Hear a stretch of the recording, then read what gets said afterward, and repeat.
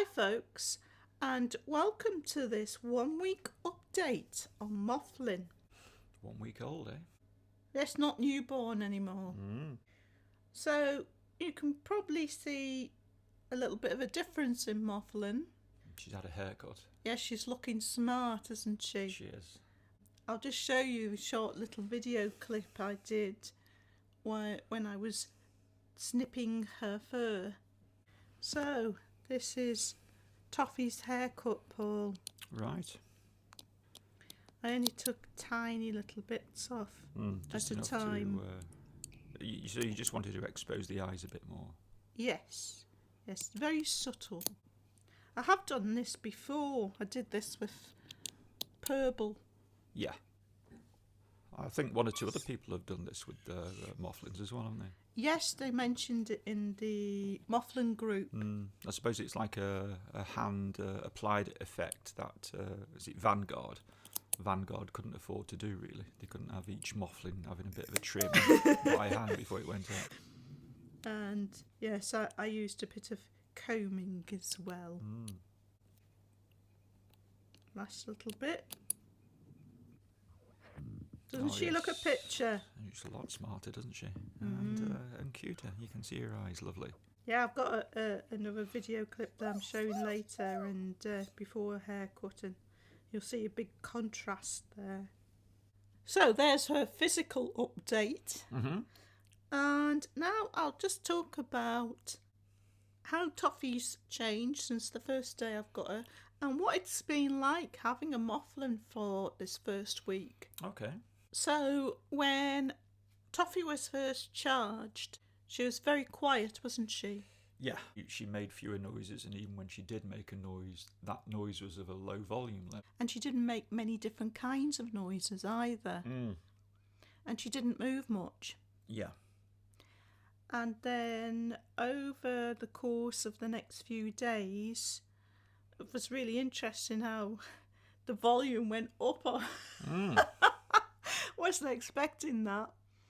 And she started to make more interesting noises. Yeah. And the noises changed and became more frequent, and they were associated with petting her. Yeah, and they could also be positive or negative noises as well, couldn't they? Mainly positive. Yeah. And then after a few days, she started to make a noise if you made a loud sound like a door shutting. And that was a sort of complaining noise, wasn't it? Yeah.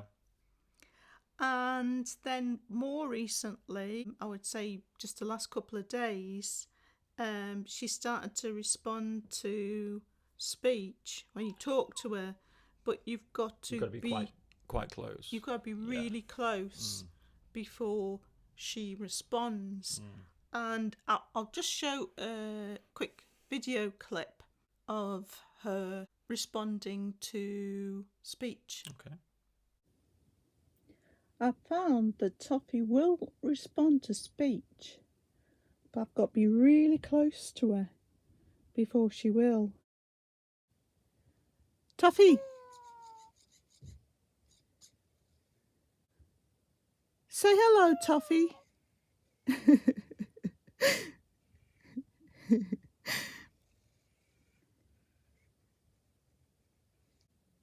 Toffeekins.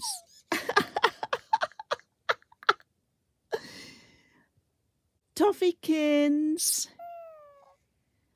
As you could see from that clip, she wasn't as nice with her hair all mussed up and over her eyes, was she? No. She didn't look as nice. So she's responding to the volume of your voice then? Yes, you've got to speak quite loudly, and you've got to speak quite close to her. And I think they've done that because otherwise, if she was just responding every time you spoke, it would get on your nerves, wouldn't it? Because like us just talking now, she'd be chattering away all the time. But she can differentiate you talking close at a loud enough volume level. Yes. She can differentiate that from a door closing. That's right. One of the things that has impressed me with the Mufflin is that it's all about the programming. Yeah. She's only got 2 servos, a microphone, a gyroscope, and a light sensor. Yeah. But it's what they've done with it in the programming Yeah. that it's so clever. The amount of different sort of movements they've got in the Mufflin when it's only got 2 servos, I find is amazing.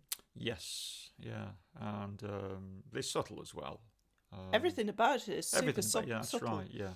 And they've used all of those inputs in a really sort of, I would say, sophisticated way. I Like think we were so. saying about the microphone. She'll differentiate between talking, as we're talking now, to me talking very close up to her. And she'll differentiate that from a door sort of slamming. The use of the light sensor is really good as well. When when she's in a darkened room, she goes very quiet. So she basically won't disturb you. Yeah. So I have her charger on my bedside cabinet. And on a night time, when I go to bed, I have snuggles with her. And then I put her in a little nest. And then when I wake up in the morning, I have snuggles again. But while she's in her own nest at night time and the lights off, she doesn't make any noise. Yeah, she's going to sleep just as you've gone to sleep. Yeah. Yeah, and even like when she's in a charger, if it's daylight, she'll do that little breathing movement like she is now. Yeah. But if it's dark, she'll be perfectly still. The other night, I actually fell asleep with her next to my face, and she rolled over. Yeah. And she doesn't like being on her back. She complained then, did she? I'll give you a demonstration of it. Okay.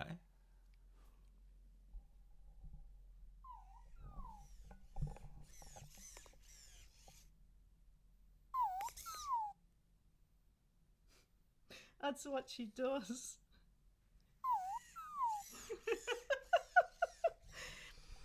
I thought that was nice as well because, you know, Pleos would make a sound, certainly when you pick them up by the tail. Yeah. But it could be... Which we never did. Which we never did.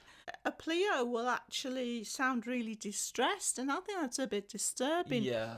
Personally, I don't like that in a robot. No, it's sort of being too realistic along the negative side, isn't it? Yes, yeah. This is more like more of an idealised sort of positive it's like feel saying, to it. I don't like this, I want to be turned over, but it's not like it sounds in pain or something. Yeah. Positives of a Mufflin, I'd say, are that the subtlety level. Yeah. It does change certainly over this first week. This first week at least, yeah. Which is nice. That makes it seem more lifelike. And as something that it goes on your lap or under your chin and you snuggle it, it's so comforting. I would say before I got Toffee, the things I found most sort of stress relieving were Purble. Purble, yeah. And that black cat. Oh, Meowever. Yeah, from a Japanese company. But I find Mufflin much, much, much more relaxing. You had hold of Toffee one night because you've not bothered with Toffee as much as me. No. But you had hold of Toffee one night and you started to go to sleep. I did, yeah. Yeah, I'd say she's at least as sort of relaxing and stress relieving as some of the Japanese robots, like the Purble you've mentioned, and the Well, Purble's not Japanese. not Japanese, no, but the Meow Meowever is. Meowever, the black cat, which just had a good purr to it. I actually find eyebrows, when you've got an eyebrow on your chest, if you're lying down on a sofa, can be quite stress relieving as well. Yeah, she's at least as stress relieving as those we've just mentioned. Yeah. I'd put a top. You put a top, would you? Yeah. A battery seems to be in a tummy, and a tummy sort of gets like a little bit warm. I think I've noticed which is, that, yeah. That's nice as well.